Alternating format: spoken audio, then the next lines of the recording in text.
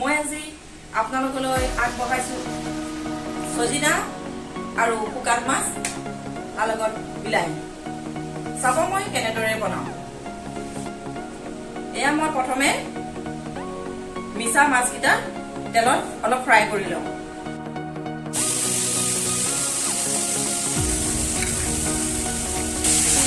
অকণমান নিমখ দি লওঁ।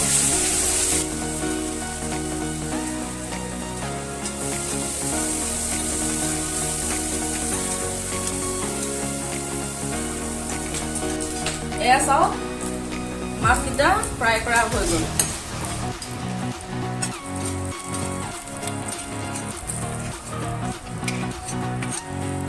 চাই থাকিব মই কি দিওঁ। জোখমতে মই তেল দিলোঁ।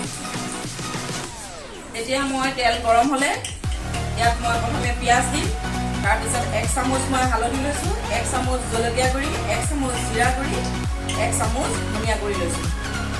ইয়াত তেল হৈ গ'ল গৰম।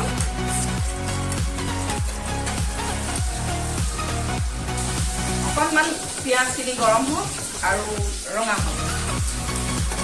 এতিয়া মই এই গৰম কেৰাহীত পিঁয়াজ হৈ গ'ল। এতিয়া মই প্ৰথমে ইয়াত 1 চামুচ জোৱা কাজু গুড়ি ঢালিলোঁ, জলকীয়া গুড়ি, জিৰা গুড়ি, ধনিয়া গুড়ি।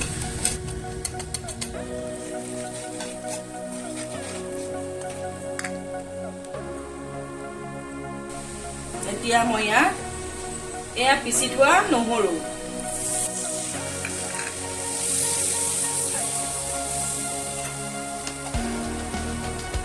1 চামুচ নিমখ, এয়া মই কাটি লোৱা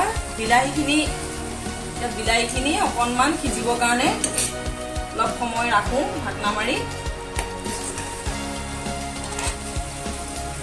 এয়া চাওক বিলাহী সিজি গ'ল। এতিয়া মই ইয়াত সজিনা দি দিওঁ।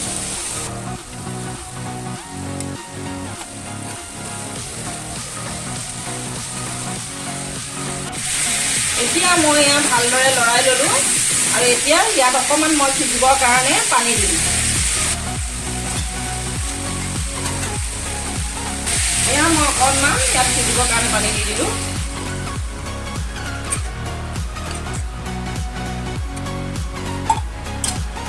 কম জুইত সিজক আৰু ঢাকনা মাৰি দিলোঁ।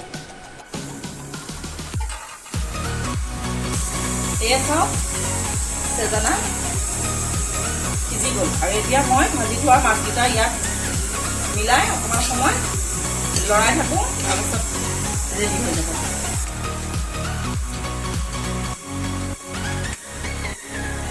এতিয়া মই অলপ সময়ৰ কাৰণে 5 মিনিটৰ কাৰণে ঢাকনাখন মাৰি থওঁ।